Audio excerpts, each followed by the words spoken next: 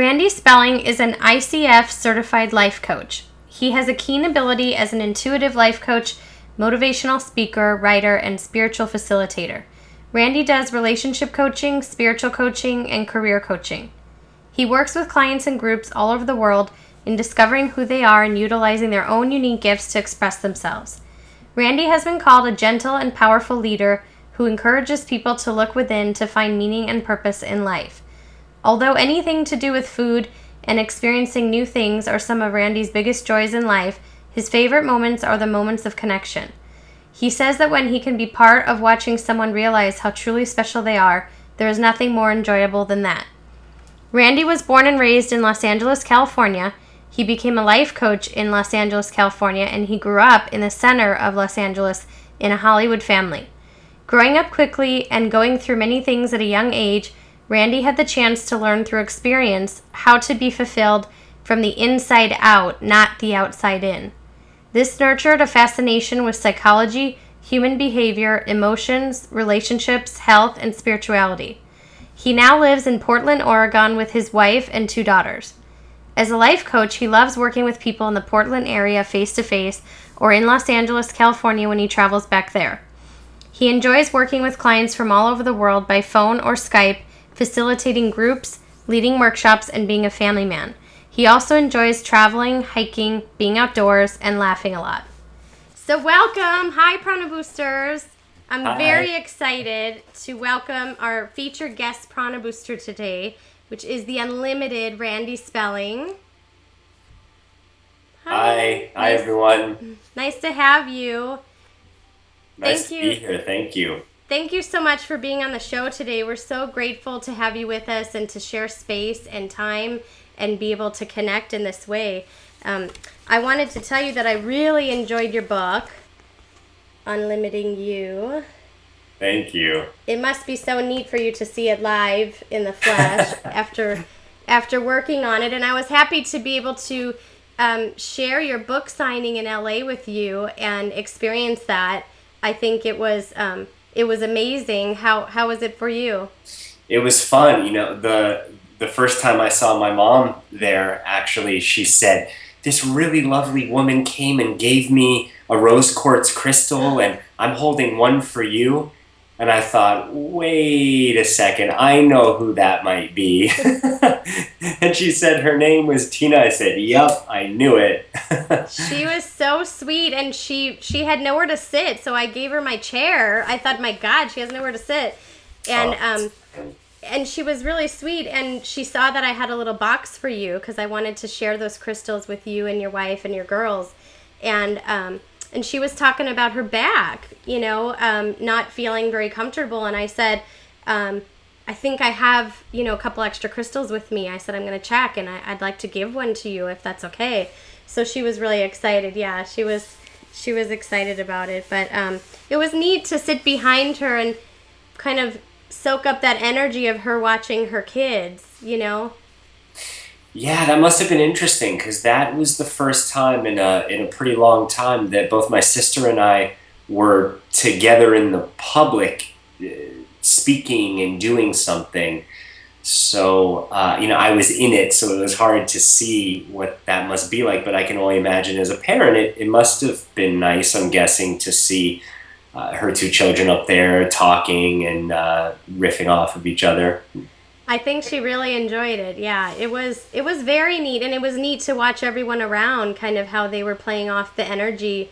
You guys had really amazing, authentic, entertaining energy. It was just so real and felt very comfortable and very natural. Well, thank you. It was a fun day. Yeah, it was really, really cool. So it's amazing to me that your life's journey and all the things that have, brought you to this place in your life, you've created such self-awareness with the ability to actually, shine your light and help others shine their light. And, to be in this place where you have aligned enough to be able to give back and help others is just, it's miraculous. It's wonderful to come that full circle. Thank you. Yeah, it wasn't always like that. And, I only started writing this book when I finally felt that I had been through enough, seen enough, worked with enough people to have a body of evidence, a body of research, that what I'm talking about in the book works. That it's not just my process, and some of the things that I went through, but I've taken clients through many of the things that I talk about in the book, and I've seen them come out on the other side, and I've seen the improvements that have happened in their life. And it was just enough to say, okay, I can confidently share this, knowing that I'm not full of it. Right. And for me, I chose to include myself in that, to show people that no one's perfect. And just because I'm a life coach and I'm a motivational speaker and I work with people emotionally and spiritually, that doesn't mean that I am this perfect person who has everything figured out. I'm still learning and growing day by day. I think it's important to humanize the author as much as possible, to know that we all go through the same human struggle, no matter what the circumstance looks like. Right. I think that's so important, especially now, because online we do, I did an interview with someone who quoted an author named Dani Shapiro, and she actually said that she was jealous of her own avatar online. So in your book, here in the intro, you were writing about, the fact that we sometimes compare ourselves, right, to an author or somebody in our, line of work, or just anyone who, we grew up with or we see in the public spotlight. And I like here on in your introduction where you write, there is no room for comparing yourself or your journey to someone else. Listening to your internal guidance will become second nature, enabling you to eliminate doubt and amplify trust. And it's so easy to do, because what we see from the outside, it looks like everybody has it together, especially an author who has written a book. And, to be able to share that intimate side of you, I think we're all craving that, authentic side of everybody, which we didn't used to have, right? I mean, growing up, we didn't have that. Our parents weren't really on these self-help journeys. No, not really. I mean, it's definitely the new age. Right. I remember when I first started, when I was 18, I discovered meditation and what would be considered pretty new agey stuff, crystals and crystal bowls and just the gamut of stuff, channeling and all of it. And now it seems like it's so much more popularized that it's common to hear.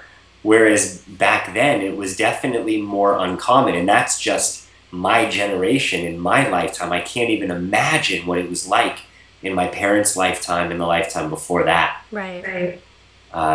Yes, certainly different. How old are you, if you don't mind me asking? I'm 36. Okay. So I'm 41. So we're similar in age, but we are part of this new generation.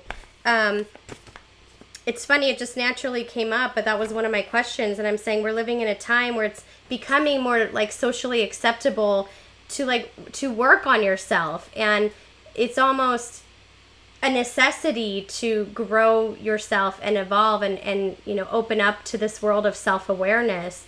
I know sometimes, because I do coaching and mentoring too, a lot of my stuff is mostly geared towards parenting, like being a parenting mentor. But in my things that I do, it's like, it seems like it's a treat or like something, that you would do on the side. It's not something you would really spend money on or, budget for. It's like, maybe getting a massage, or it's kind of indulgent. And actually, I'm going to tell you something. I had this idea reading your book, but I have it at the end of my notes, actually, but I feel like this is a good time for it.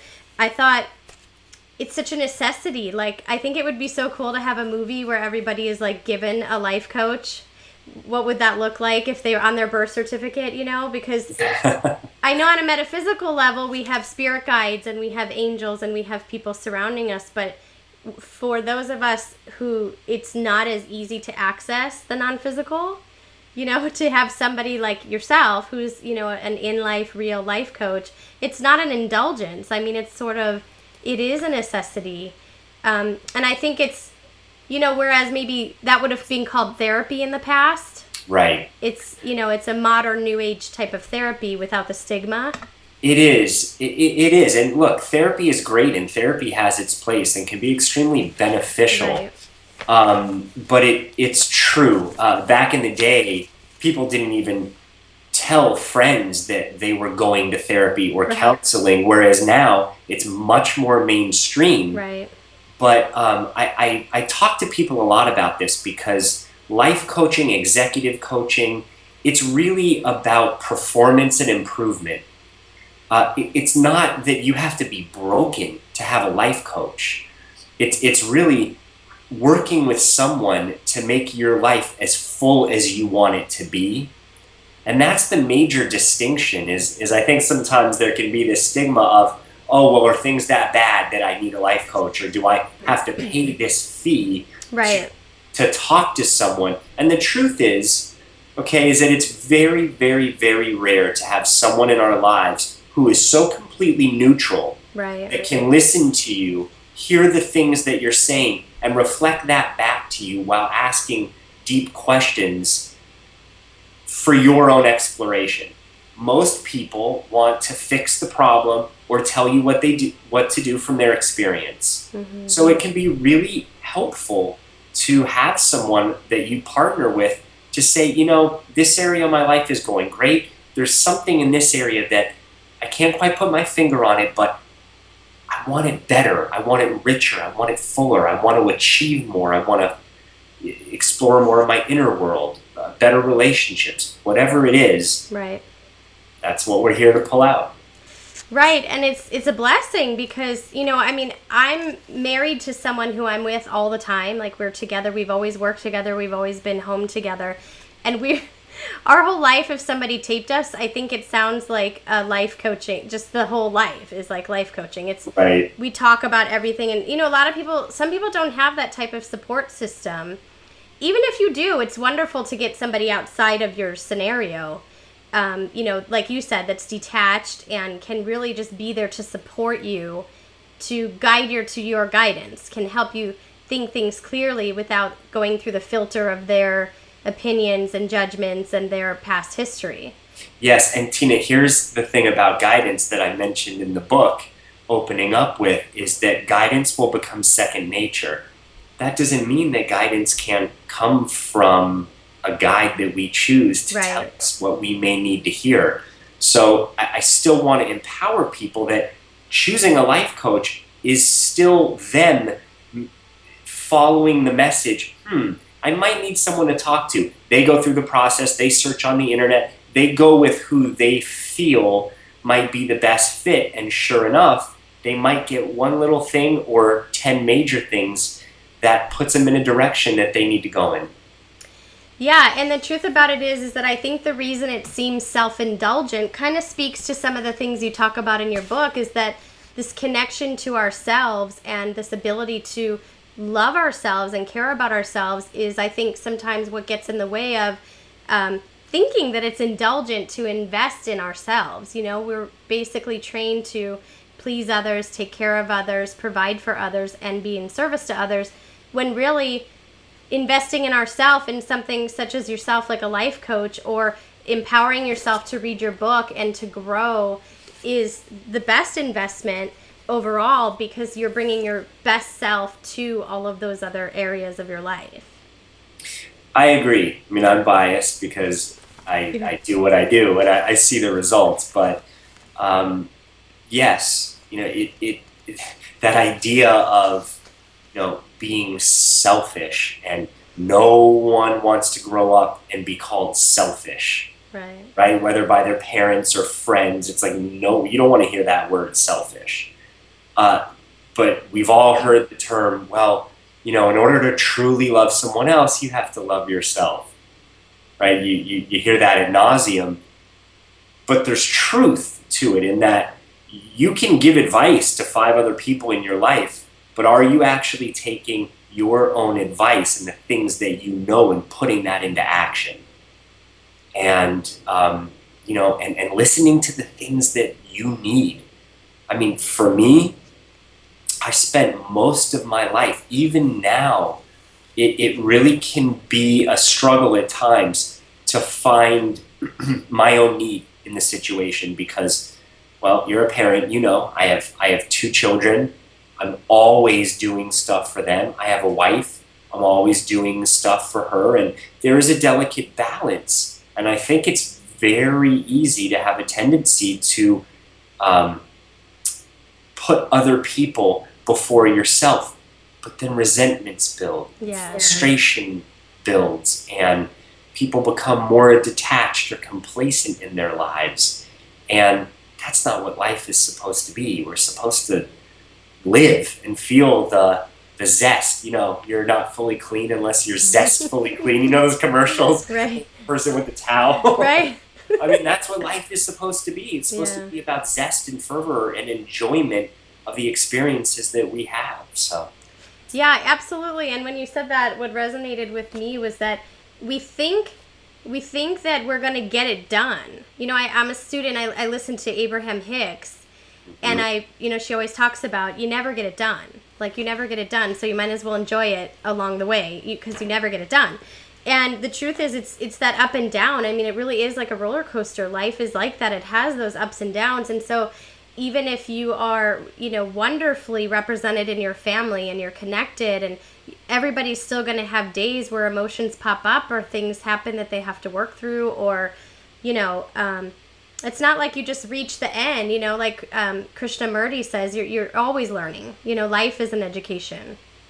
I think that's a really good point is, it can be easy to think that once I get something, which is an ending point, then I'm going to feel so much better. Or, once I hear this a lot with clients who want to become so self-aware, or that term enlightened. I just want to know exactly why I'm here and know exactly who I am and what. And the truth is that'll be unfolding until the day someone crosses over. Right. Is even if they become realized, it's still unfolding. There's layers upon dimension of information and experience. And life is so much more vast than I can even pretend to comprehend.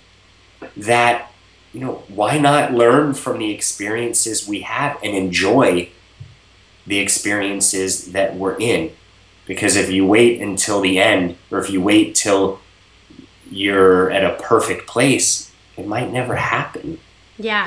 I don't know how it's happening, but everything that we're talking about is like coming up naturally, even though I wrote some stuff down. So related to that, what we were saying, I mentioned here on page 41, and I'm kind of skipping ahead, I'll have to backtrack. I feel that I'm more connected. No, not page 41. Sorry, I'm 41. That's what I was writing. At 41, my age, I feel more connected to my inner being and my inner guidance system than I ever have at any time. And on page 33 in your book, you mention, connection is our foundation, right? Being connected to ourselves. And a little bit further in the book, you talk about the dangling carrot. Mm-hmm. And without being connected to ourselves, we're constantly looking for that dangling carrot. I love this analogy that you use about, us thinking if we get something in the future, we'll feel okay once we get it. So like you say, the feeling you're searching for has to be found in the now, which is what like Eckhart Tolle teaches, right? Yes. The power of the now and the power of the present moment. But we're all sort of, I think, playing some sort of waiting game, and as you grow up, it's sort of like you're waiting to drive, and then you're waiting to be 21, and then you're waiting to maybe, meet someone, or you're waiting to get that career going, or we're always waiting for these next steps to happen, which is actually just life. Just exactly. The progression, evolution of life. It is. I was in that waiting game so much of my life.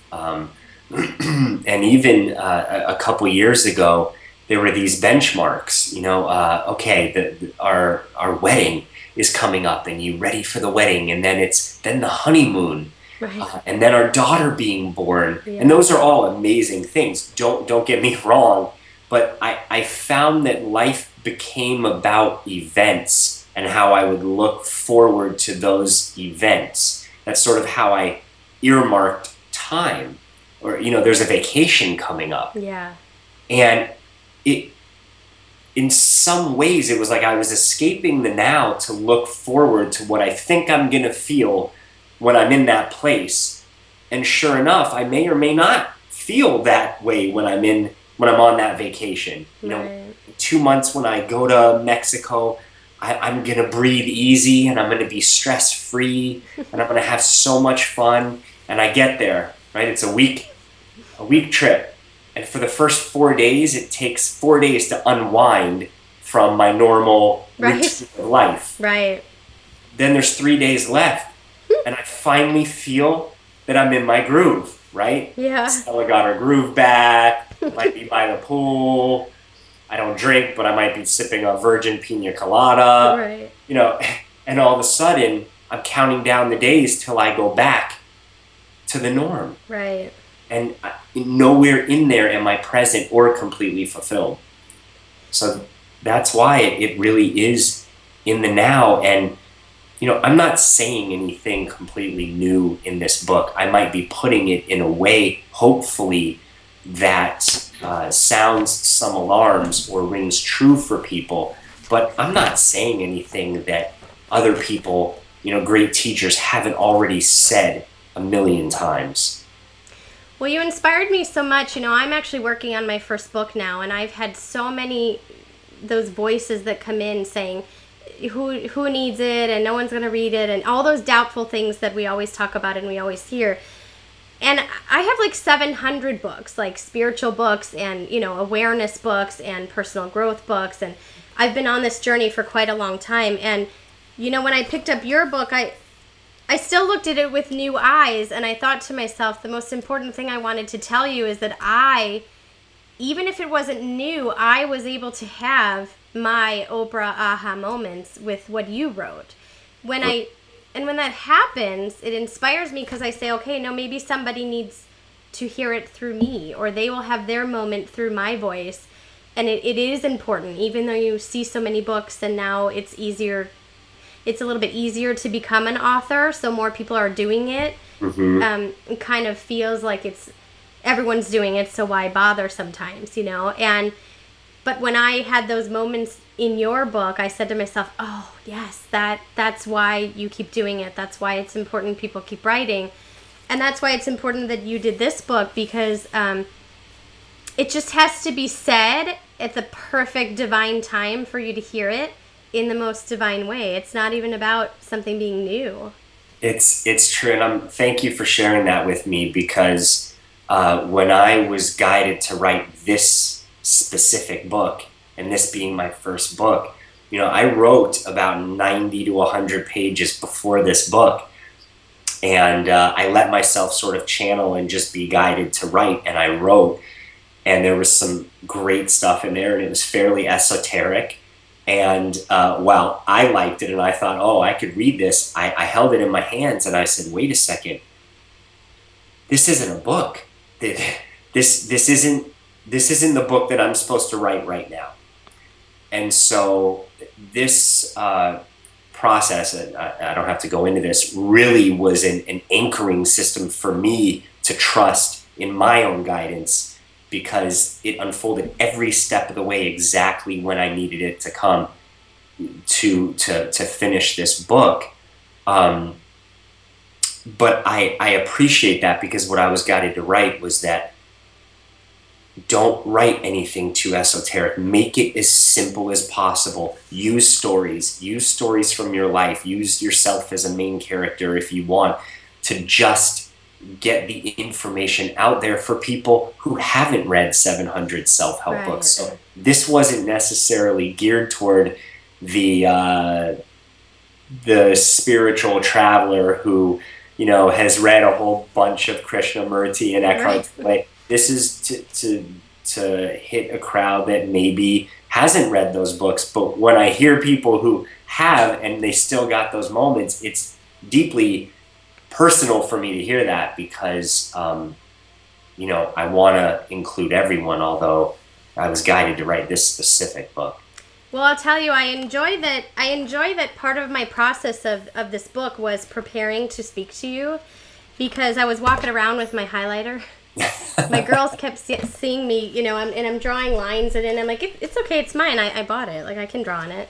But I don't have a lot of books that are highlighted because they're, I don't usually do that. I'll take notes or whatever. But some of this stuff just hit me, and from someone who does have a lot of experience reading and being on this path, I can tell you that some of the ways that you worded it and some of the examples that you used were what I actually needed to hear now. And it doesn't matter if I knew it or didn't know it or something, but it did spark something within me. So the audience that you wrote it for was for whoever's supposed to hear it in that way and in that time. But I can see what you're saying, that maybe is a little more mainstream than what you might have previously, those 90 pages that that came out of you. And that's probably another book in you that will be born at some point. Who knows, right?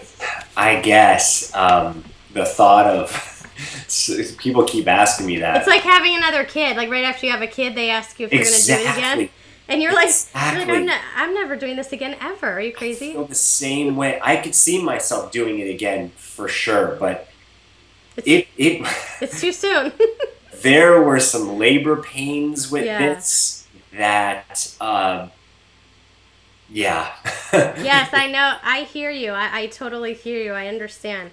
So I want to take you back to just a little bit of the beginning of the book. A couple of questions that came up for me.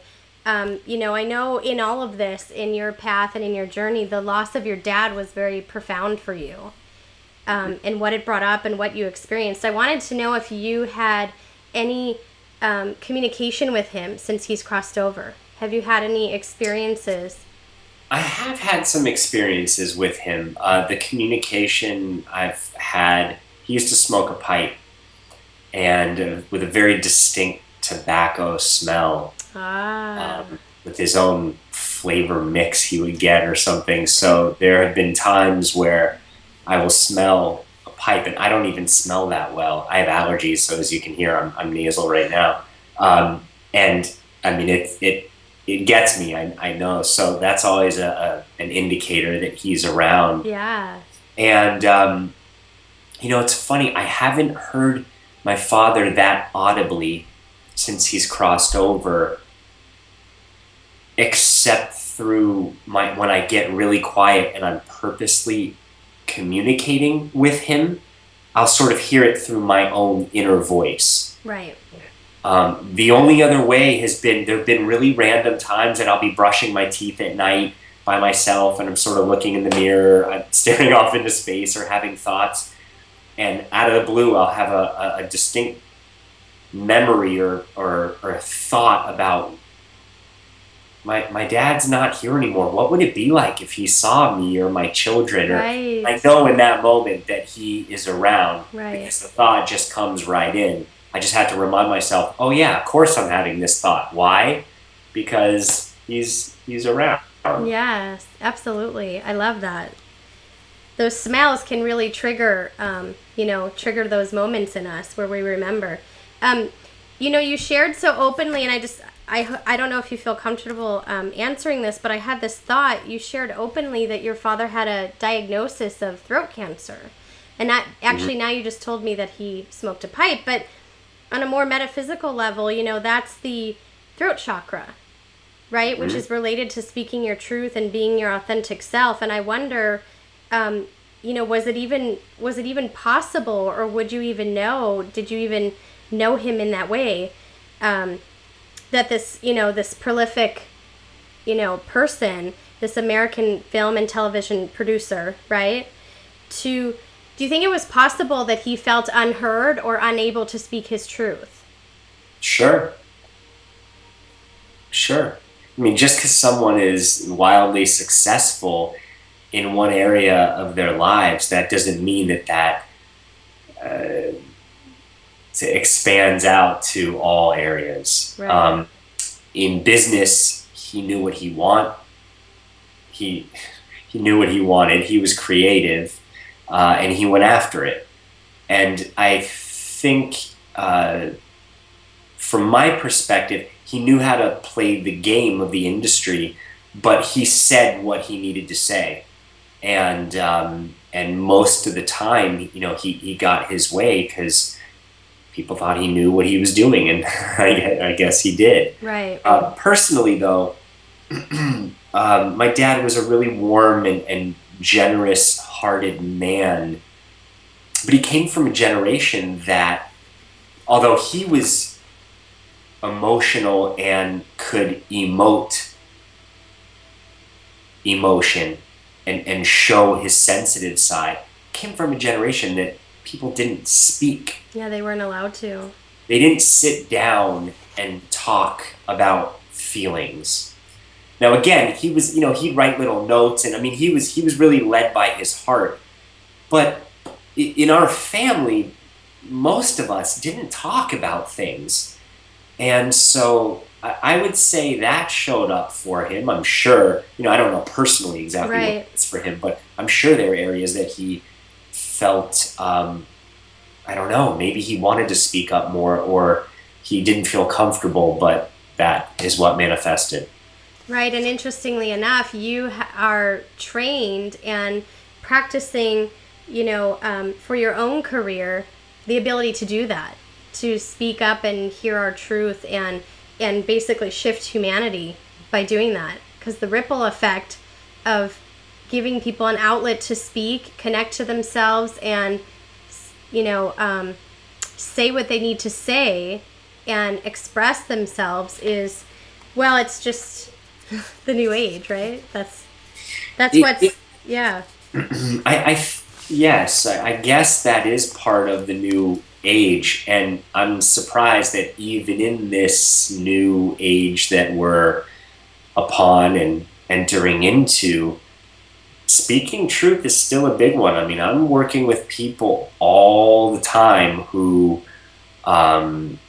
might be ahead in their profession and who might do similar things to what we do, and still they're somewhat disconnected from their truth, or there are certain situations that pop up in their life that they're not fully aware of their truth, and then once they are, still communicating that can be quite uncomfortable. Yeah, it's amazing to me. I always say, we've actually raised our girls in such a way, they've never been punished, ever. They've never been in timeout. They're 11 and 9. They've never been sent to their room. They've never been taken stuff away from them. Everything has been pretty much a life of life coaching, working through it in that moment and dealing with what we have to deal with. But not I never believed that anybody should be punished for having an emotion. And so it's interesting, but I always tell my daughter, I said, if there's a reason that she's going to maybe have to go to see a coach or a therapist, it's because mommy talks too much, gets too deep sometimes, probably. Look, because I didn't have it. There's so many parenting styles, and, I use the umbrella conscious parenting as really looking at doing the best job you can and working at that consciously as a parent. So to me, that's conscious parenting.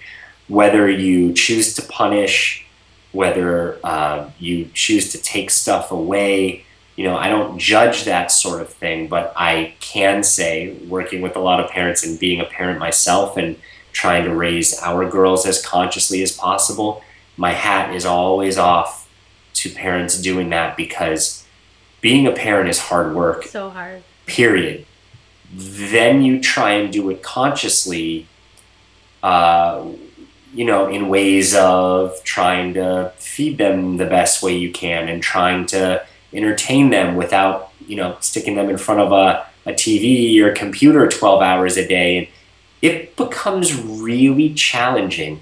The biggest challenge is not falling back into the patterns that you were raised by. Yeah. We all say we want to do it differently, but then we fall back in these unconscious patterns and we say, my parents did that. Yeah, and I'm not even sure we fall back. It's that we didn't, I mean, we are not taught anything new. We don't have any coping skills, where would we learn it, right? Unless we actively go Someone out. like you, Yeah, someone like me, yay. right? Someone like you and I, yeah, because it's important, and that's what I tell parents. I say you have to do your homework. Like you expect your kids to do their homework.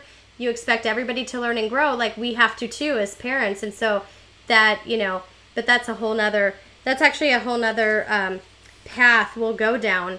I wanted to share with you that one of the stories I really, really enjoyed from the book was, and I'm not sure I'm going to get this right, but your friend Labash? Lubash. Lubash. Okay. Yes. I resonated so much with his journey about learning to trust himself and looking outside of himself for guidance. I loved that story about him because early on when my husband and I started even learning about non-physical and any of this new age or metaphysical stuff, we wanted to talk to everyone. We wanted to go, from psychic to medium to psychic to medium, and we thought everybody had the answer except us. Right. So, like Lubash, we were going, outside of ourselves. And, one of my biggest lessons is that I found out that I wasn't a fan of what they were saying. Like, they were saying stuff, and it was triggering something in me that was like, well, that's not true, and that doesn't feel right, and that doesn't really resonate with me. And I'm wondering why. They said they're psychic. This is weird. So that was because I was new to it. I didn't really understand the process. But it made me start to question. And then I have this joke where I kind of say that I learned to trust my own guidance and even hear my inner voice with reverse psychic psychology. Reverse psychic. What does that mean? Well, reverse psychology, right, is when someone tries to kind of trick you into doing what they want by saying the opposite. So I always felt like they were telling me the opposite of what I wanted or what I wanted to do. I see. So then I just added the word psychic in there. But, now it's different. Now if I want to have a session with someone, it's because I want to build upon my established guidance and maybe validate the guidance that I'm getting, or maybe I'm just not hearing it as clearly. But I'm not so much outside of myself where I would rely on someone, more than myself. But his story was amazing. I want to make sure that people know that it's not wrong or bad. I mean, there's nothing wrong with seeking out guidance. Yeah, no, absolutely. For people. We all need help at times, and we all need to, have a reminder of what is my next step, and get that clarity. But what happens sometimes is that people feel, like you were saying at the beginning of this, is that we place so much power on people who may have written a book or who we feel is something more than we are. So we look to them for answers. And when we don't get the answers, then it can be a letdown. And it also can be a way of straying away from believing that you have what you need. If anyone out there believes that things are meant to be, and anyone believes in divine timing, then your life is unfolding as it's going to unfold.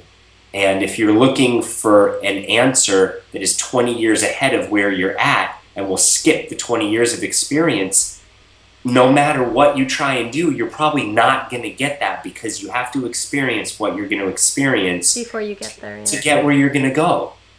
So, you may as well go within and start attuning yourself and using your own instrument, because that's where it's at. Well, and it takes kind of like a co-partnership, right? Like, so I was going to ask you about, what it must be like to, be on a spiritual path, with your partner, like your wife, right? And have somebody be able to witness, this evolution, kind of like my husband and I. But being married to a clairvoyant sounds kind of cool. But before you tell me about that, I was going to ask you what that must be like.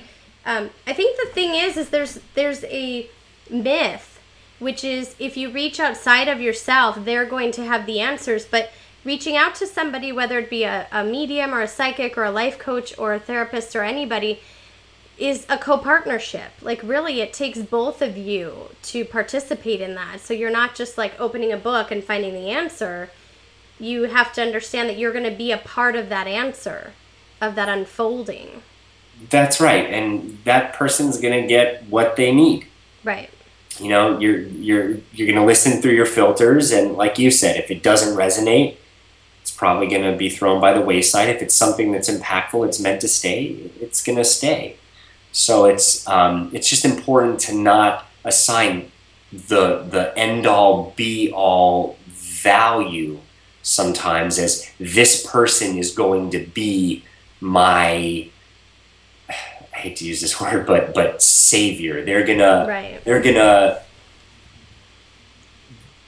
hold my enlightenment, because only you hold your enlightenment. That person might just help you along the way. Right. And it's hard not to, I don't know if that's from us growing up, how we grew up, or what you want as a child, but when you're hurting and you're aching and you want someone and you're afraid, you want someone to take the pain away. You want someone to kiss your boo-boo and tell you that it's going to be okay and figure out what to do next. And, you know, somebody who is a guide or a coach or a, psychic or anything like that, if they really have your best interest at heart and you did your research of who you might be speaking to, then, that's where the magic happens. Yeah. Right? So tell me what it's like to be married to a clairvoyant. Does she know stuff before you come downstairs? Does she... Is she blocked on family? Sylvia Brown used to say she couldn't read anyone she knew. Right. She rarely reads our daughters, we're all intuitive. It's right. Us as a family. Yeah. So it's interesting because she may not sit down and know exactly what's going on with one of our daughters, but we're all constantly reading each other and reacting to things that someone isn't even saying. Yeah. So we do that too. We have a lot of telepathic communication in our house. Oh, yeah. I'll just think about a bowl of popcorn and my daughter will come running 10 minutes later like, Mom, I've been dreaming of popcorn. I know. It's fun. Early on with our oldest daughter, Sage, I had to literally not think or see the picture in my mind of something if I didn't want her to know. Oh, interesting. Because she would then say it, and I'd be like, oh, she got it. Right, you can't keep anything from them. I love their names. They have very cool names, your daughters. Oh, thank you. So yeah, it could be tricky as a family to navigate that, but it requires us to be more honest and more truthful. Right. I think that can do nothing but be beneficial in the long run. Do you have an iPhone? Yes. Okay, so between Find Your Friends and Find My Friends, that app where they can actually see where you are. Oh no. Between that and you don't have that, it comes with the phone. I think it comes with it. It's like a native app. So like they can kind of track where you are. I was gonna say between that and having an intuitive relationship with family members, you can't get away with much. Because you got your phone tracking you got your people tracking your thoughts. Yes, but think about that. And that app might be helpful for some people, but if you have to use that app because you're concerned with where someone is, that's a red flag. That's something that needs to be discussed. Oh, but no, yeah, absolutely. That would be the negative side of it. But for us, it's like if I go to a meeting or I'm with a client or I'm doing a workshop, they're tracking to see if I'm on my way home yet, or should they do stuff, you know what I mean? Like, should they be getting ready or things like that? Yes, on a negative side, you're right. I can't imagine that's another rabbit hole to go down. Right. You've heard too many stories. I might be jaded as a life. You're all like CSI about it. Like you're like the red flag. I did come from Hollywood, Right, yes, you did come from Hollywood. The Hollywood can't leave you, right? Right. So, I just wanted to talk to you about another thing. I know that you have a wellness center, and as somebody who's being, very into crystals and things like that, I was very intrigued. I want to come see your place. That must be amazing. So I know you didn't have anything really in the book about, crystals or anything like that. But after looking on your website and, seeing some of the things that you offer, do you guys actually work with crystals, like you and your family, or? Yeah. 'Cause Yes, we do. My daughters love mine crystals. They've too. always been into them, and um, they really enjoy the colors, the feeling of them. So we have crystals all around the house, and we have crystals in our office. And I'm trained in a modality called holographic sound healing, and so I do some sound and work with crystals and healing sessions with crystals. I chose to leave that out of the book because it didn't necessarily seem relevant to this book. Right. So I just kept in there what was relevant and kept that apart for, something else. Right. For the next thing. Yeah, no, absolutely. I love that. We use crystals a lot. In fact, last week I took my oldest daughter, to the dentist, and she wore a very specific sweatshirt so she could keep crystals in her front pocket. So her hands, could be, we're like crazy. We're at the dentist. She's got her crystals, and it's an amazing holistic dentist. So they already have some crystals there. So we kind of are, we chose it on purpose. But I'm sitting there with my iPhone playing like third eye chakra music, to like relax her during the thing. It's very funny. But also, I mean, one of my daughters learned to ride her bike, and she had some fear with doing that and getting on her two wheels, and she had like a little pouch in the front of her bike with crystals in it, to help her feel safe learning to ride her bike. Like, we use them for healing, we use them for, energy alignment, for, amplifying what it is we need to do. But I think it's amazing, that you guys use those too. I think it's wonderful. Crystals are natural amplifiers. I mean, it's why they put them in computers and speakers. I mean, that is what they do, is amplify vibration. So, they're incredible tools. Yeah, awesome, very cool. So the big topic I think that I resonated with in your book was this whole thing that you refer to as a purpose bug, this big hot topic now of everybody trying to find their purpose. Mm-hmm. It's a hot topic. And I love, on my path, I think I've been looking for that too. I've been trying to figure out what's my purpose. Why am I even here? Like, what am I supposed to be doing? And then once you have that knowledge or that, desire or passion for something, what am I supposed to do with it, right? What am I supposed to do with that purpose, even if I find it?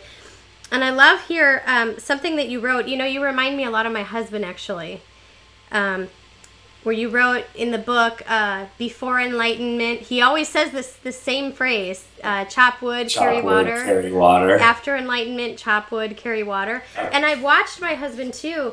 He does some of the things for me that I don't have the patience to do because I'm still practicing being in the now. But for instance, if we're going to eat potatoes, right, for dinner, like, his job is the peeling, this monotonous, like, peeling and washing them all and peeling them all. And I'm too fast. Like, I'm over here, I'm over there. I don't have the time to do the potatoes. So it became his thing that he does it. And I've watched him with such grace, and like, he's so in the now. He's just peeling the potatoes. And I ask him, are you bored? Do you want your hair, your iPhone? Do you want to listen to something? He's like, no, I'm being in the moment with the potato. And I'm like, oh my God, that's so crazy. Like, you with your potato. But I love the way you say potato, by the way. Potato. What? Oh, I'm from Chicago. I don't know if I have any. Oh, of course, potato. Was I saying potato? Oh God. I'm going to hear about that from some people probably. Yeah, potato. I guess it's potato. It makes me just think of a huge vat of potatoes. Right. But his ability, he's so Buddha-like. Like, he can be in that moment, right? And my whole drive with the purpose and what you speak of, the purpose bug. Let me read this to you. You already wrote this, so you already know know it. But on page 246, I loved that you wrote, I realized that whatever I do in any given moment and whoever I am with, that is my highest purpose. The most purpose I can have in that moment, being conscious of myself and the energy that's exchanged with others. It was as if just being aware of my deeper self and who I was beneath the daily happenings of life connected me to a sense of purpose where I didn't have to do anything more than just fully be myself and be aware of what I was doing. That's so deep. I know it's long. I read a long thing, and it's kind of out of context, but what it meant for me was that we don't have to try so hard. Right? To be something and be doing something. Can you explain a little bit more about what you sort of meant? Mm-hmm. Yeah. We live in a world of doing. Right. I mean, things are busier and more fast-paced now than ever, and I can confidently say that.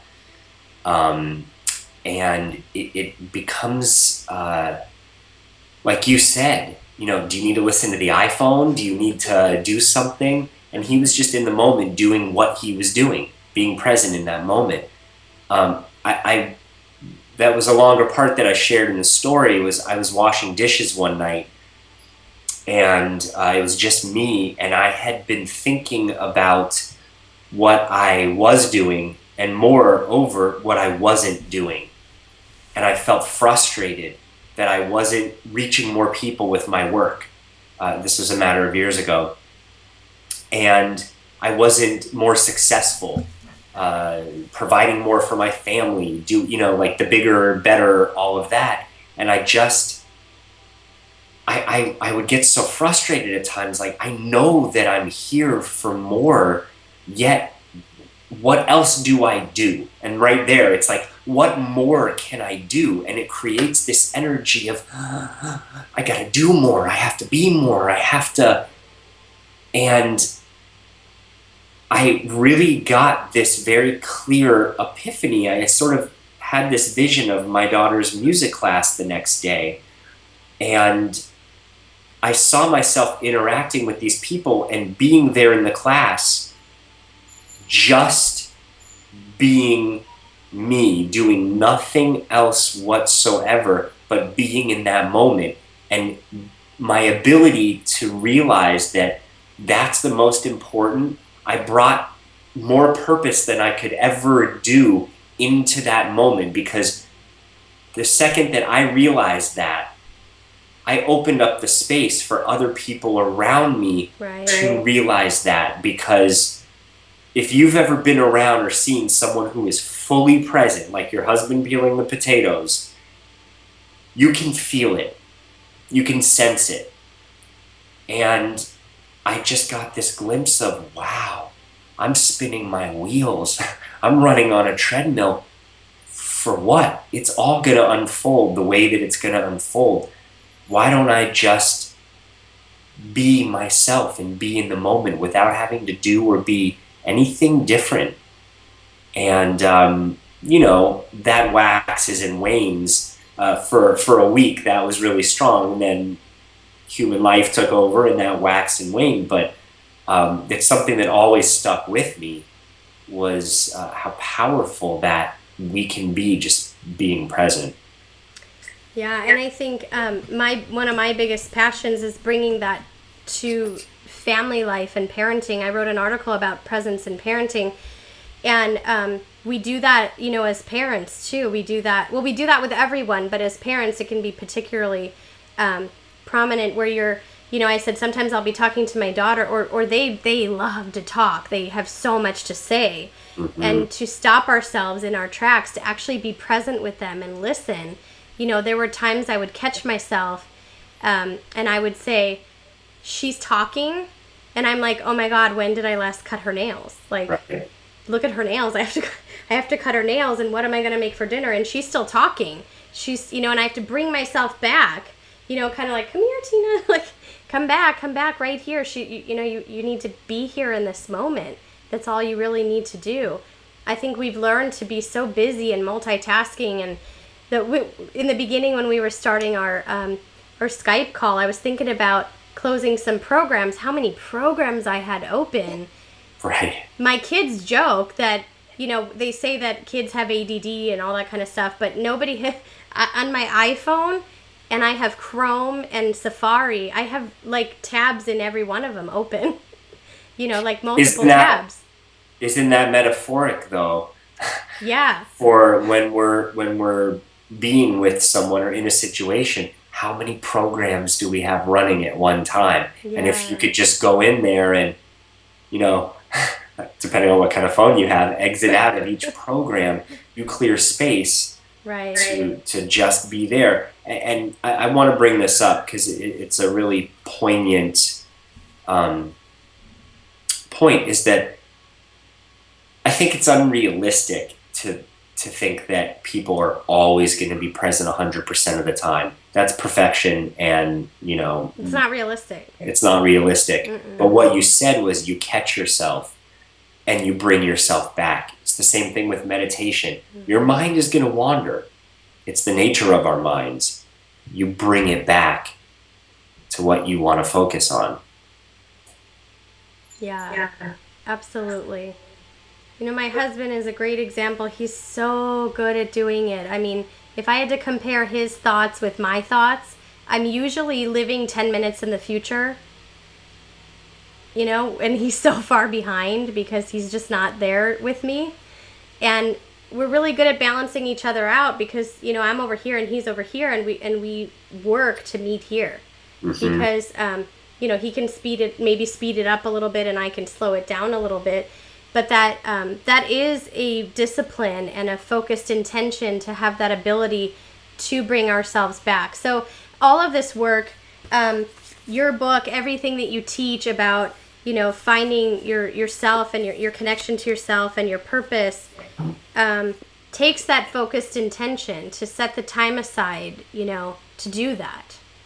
Right? And it's a choice, right? I mean, it's a choice it's a choice to read your book or have a session with you rather than turn on the TV or, busy yourself in another way. And I think it's wonderful that it's becoming more, I don't know if it's popular or mainstream, but it's just, there's more information to support the health and well-being benefits of being able to do that. So it's not about doing it all the time. We're not monks on the top of the mountain, right? My husband likes to remind me that. It's like, you're not going to be a monk. We're city monks, though. We're city monks. We're monks in life. Yeah. And, it's much easier to go on top of a mountain in quietude and practice all of this. Right. It's much harder to be in the daily grind and do this, but that is the opportunity that we have, is to be in the busyness and find ourselves and find our own space and our own voice and our own guidance in that. I know that everything happens perfectly and it always happens how it's supposed to, but it makes me think of when my kids were little. I think for new parents, it's such a crazy... How old are your kids again? 3 and 2. Oh, 3 and 2. So they're still little, and there's so many probably little things you might watch. I don't know if it's like, if you do let them watch, or it's like Baby Einstein or Sesame Street or just... So far, nothing. Nothing? Okay, so nothing. Wow. Well, I remember back to doing things... Well, let's just even say the music class, right? Sometimes you find yourself in this new world that's so foreign. You end up with a baby and you end up with a child, and all of a sudden you're at music class, which is so out of the ordinary from the cool person that you've become, right?